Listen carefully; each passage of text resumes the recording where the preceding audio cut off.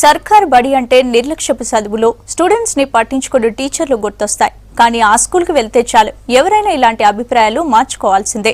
Kho kho, kabaddi, running ఆట ఏదైనా అవలీలగా ఆడేస్తున్నారు. యోగాలోనూ తమ టాలెంట్ చూపిస్తున్నారు. ఇంతకీ ఆ సర్కారీ బడి ఎక్కడిందో చూద్దాం.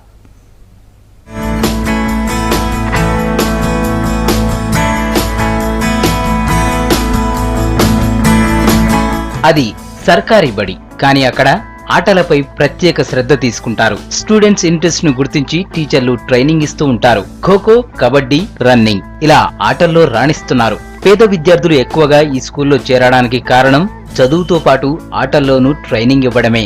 ఎన్ని లోకాలు గాలించినా, ఎన్ని అర్థాలు సాధించినా, కన్న తల్లిదండ్రికి మిన్న ఏముందిరా తమ్ముడు, ఈ సత్యము నిజమురా. హైదరాబాద్ బంజారాహిల్స్ లోని ఎన్బిటి నగర్ గవర్నమెంట్ స్కూల్లో తెలుగుతో పాటు ఇంగ్లీష్ మీడియం కూడా ఉంది. స్కూల్లో స్టడీతో పాటు ఆటలపైన స్పెషల్ కేర్ తీసుకుంటున్నారు టీచర్లు. ఉచితంగా యూనిఫామ్స్, మిడ్ డే మీల్స్ పెట్టడం కూడా పేద విద్యార్థులు స్కూల్లో చేరడానికి కారణమంటున్నారు టీచర్లు.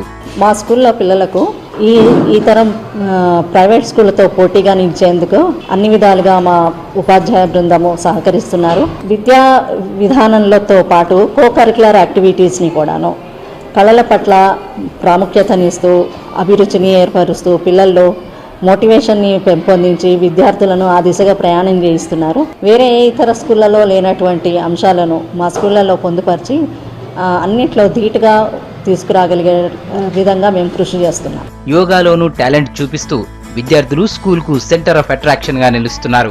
ఎన్నో రకాల ఆసనాలు వేస్తూ అందరితో శభాష్ అనిపించుకుంటున్నారు. నేను యోగా చేయక ముందుకు చాలా డల్ గా ఉండేవాడిని, ఏమి చదవపోయేవాడిని. మా టీచర్స్ అందరూ నన్ను తిట్టేవాళ్ళు, ఎందుకు చదవవు అని. నేను ఎప్పుడైతే యోగా చేయడం స్టార్ట్ చేశానో అప్పటి నుంచి నాకు కాన్సన్ట్రేషన్ పెరిగింది, అలాగే చదవాలన్న ఆసక్తి పెరిగింది. యోగా చేయడం వల్ల నేను ఎంతో ఎనర్జెటిక్ గా ఆరోగ్యంగా ఉంటున్నాను. ఆటలే కాదు, గర్ల్స్ కు ఆత్మరక్షణ కోసం కర్ర, కత్తి సాములో కోచింగ్ ఇస్తున్నారు టీచర్లు. స్పోర్ట్స్ తో పాటు డిజిటల్ ప్రొజెక్టర్ తో విద్యార్థులకు క్లాసులు చెప్తున్నారు. ఇవే కాకుండా విద్యార్థులకు పెయింటింగ్ లో కూడా కోచింగ్ ఇస్తున్నారు. మేము రోజు ఇలాంటి ప్రాక్టీస్ చేస్తుంటాం. ఖోఖో, కబడ్డీ లాంటి గేమ్స్ బాగా ఫెసిలిటీ ఉంది. అండ్ యోగా లాంటివన్నీ నేర్చుకుంటుంటాం. ఖో గురించి చెప్పాలంటే మేము రోజుకి గంట సేపు అట్లా ప్రాక్టీస్ చేస్తుంటాం. నేషనల్ లెవెల్కి వెళ్ళాలని మా గోల్. మా టీచర్స్ అందరు కోఆపరేట్ చేయడం వల్ల మేము ఇంకా బాగా నేర్చుకుంటున్నాం. ఇంకా బాయ్స్ కూడా అన్ని గేమ్స్లో బాగా పార్టిసిపేట్ చేస్తున్నారు. పోయినసారి కూడా డిస్ట్రిక్ట్ లెవెల్ వరకు వెళ్ళినందుకు మాకు బాగా సంతోషంగా ఉంది. స్కూల్లో ఉన్న సమస్యలను పరిష్కరిస్తే బెస్ట్ గవర్నమెంట్ స్కూల్ గా తీర్చిదిద్దుతామంటున్నారు టీచర్లు. ప్రహరీ గోడ లేకపోవడంతో రాత్రిపూట అసాంఘిక కార్యకలాపాలు జరుగుతున్నాయని చెబుతున్నారు.